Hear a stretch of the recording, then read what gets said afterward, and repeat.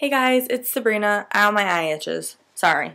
So I will be reviewing Elemental by Antony John.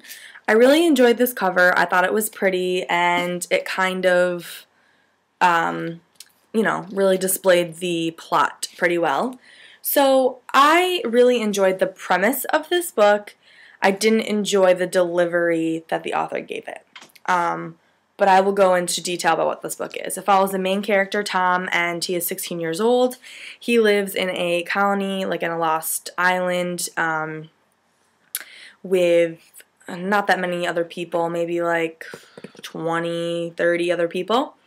And in this book, he has no elemental power. He has no power, but everyone else on the island, the colony, has an elemental power. And they can have powers for any of the elements, earth, water, wind, or fire.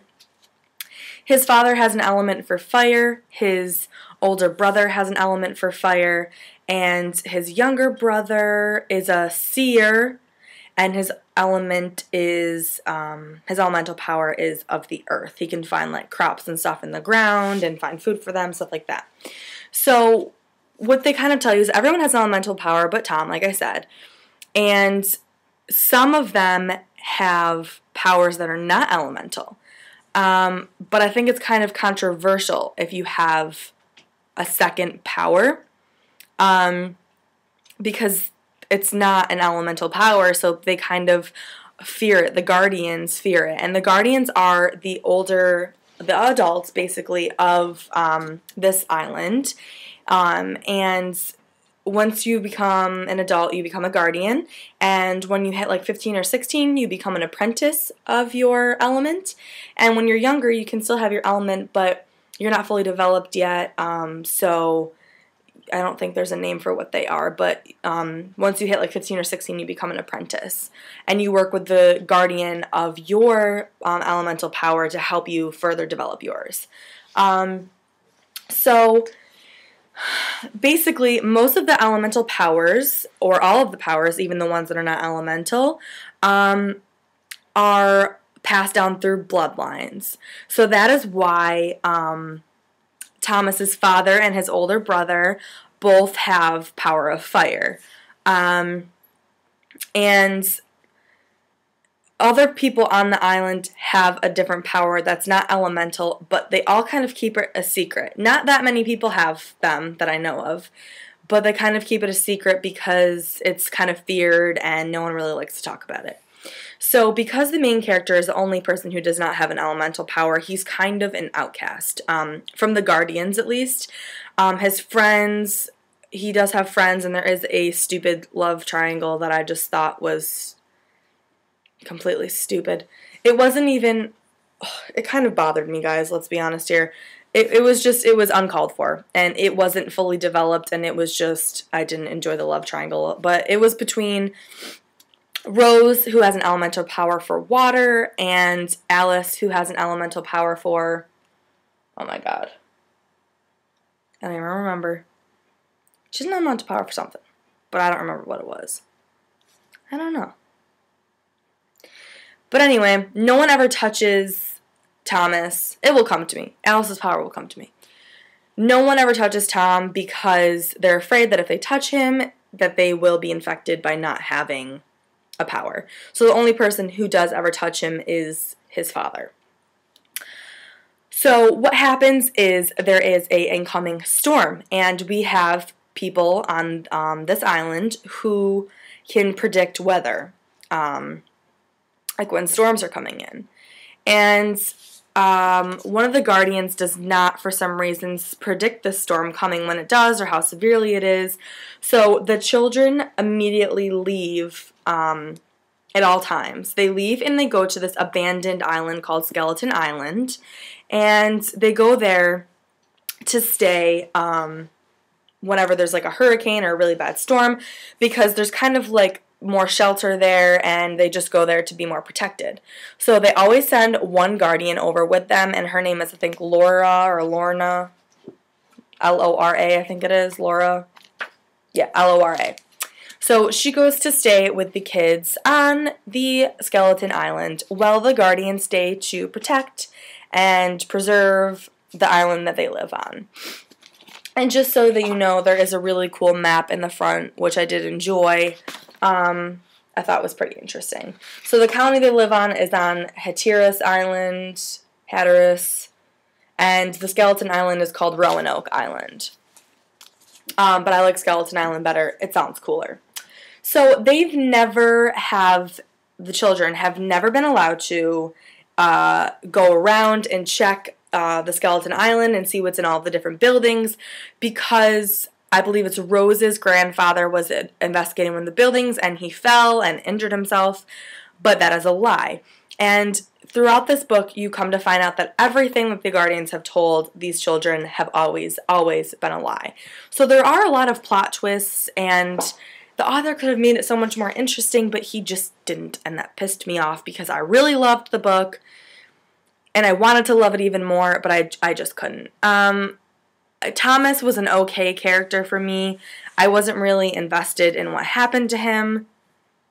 I mean, he was just okay for me. I liked his younger brother. His younger brother, Griffin, was deaf, and he just was kind of like a recluse. No one really, interacted with him too much because they don't have modern sign language system there. So while the kids are on this island preparing for the storm, Guardian Laura dies of a heart attack or something like that, but they don't really know what that is. And she tells Tom right before she's dying to go get aspirin from the clinic, but they don't know it's a clinic. It's an unmarked building. She just tells him how to get there. So he goes there, and the bottle's missing, and so Laura ends up passing away. And then these pirates come, and they start to take over the island, the original island, Hatteras Island, where the Guardians are. So the Guardians are being held hostage by these pirates, and the pirates want the children because the main pirate, Dare, is a seer, and a seer, like, he can, see visions and stuff, just like Thomas's little brother, Griffin, can see visions. And it is rumored that Thomas's mother was also a seer. Again, not her elemental power, but a secondary power. And the kids have learned that if you have a second power that's not elemental, your elemental power kind of suffers, and isn't as strong as children and guardians who just have the elemental power. They have also come to find out that their powers work a lot better on Skeleton Island than they do on their colony island. So that's a bit of interest for them. And like I said, there's a love triangle between Rose and Alice and Thomas. It's not really a love triangle, even though the author's meaning for it to be. It's just, it wasn't fully developed. It didn't really take it to where it should have been taken. I didn't really enjoy the love triangle. I kind of felt more like Alice was a friend and that Rose was the love interest, but there was supposed to be some kind of competition going on there, but I didn't really get it, and it wasn't very good at all. I don't know. That's just me.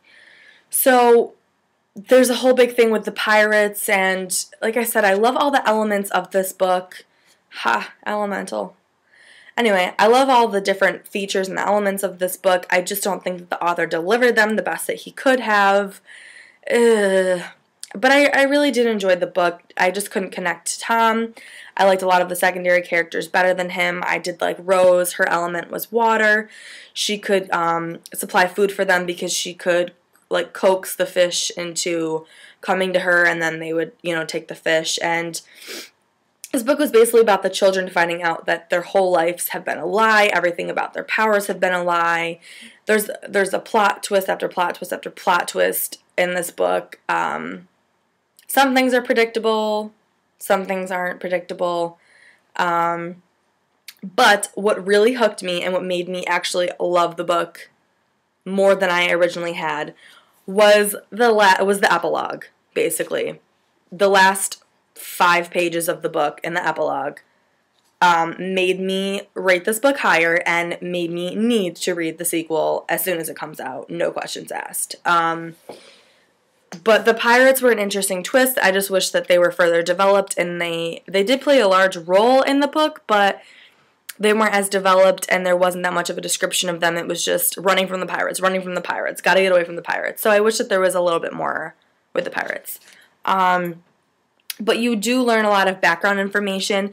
The first, 50 pages, I was like, okay, I'm going to hate this book. It did get better from there, so if you pick this up and you don't like it at first, I promise you it does get better, and definitely the second half of the book is a lot better, and the last third of the book is the best. And the last 5 pages are awesome. So I rated this book a 3 to 3.5 out of 5 stars. Definitely a solid 3, maybe a little more, especially for the ending. I don't know. I was slightly disappointed in this book. I wanted it to be more than it was. I don't know. It definitely, the author could have taken it somewhere else, but I will be reading the second book just to see what happens, and hopefully it gets better from there. I feel like it maybe might have been a little too juvenile, but it's not a middle grade book. It is a young adult. The main character is 16. So I just feel like maybe it was written under, so at a little bit younger age, maybe would enjoy this more. But I really enjoyed it. Hi! Harper's trying to say hi. But I did enjoy it. I read it in like 2 days. It's not too long. It's only like 330 pages maybe. But it's not bad. It's just not, it's not awesome. I wasn't wowed. But right now I am currently reading The Darkest Minds. I'm halfway through it, and I'm really enjoying it. So guys, if you've read this, let me know what you thought about it below. Maybe I'm the only one who thinks this way. I know Amber Pepper, she rated it about 3 stars on Goodreads, and I know that she loves books with elemental powers. So if she didn't like it and I didn't like it, I use her as one of my good critics. So it's up to you guys to judge, but it was definitely interesting and just could have been portrayed a little bit better. Alright, that's all I have for you guys today. I'll see you later. Bye!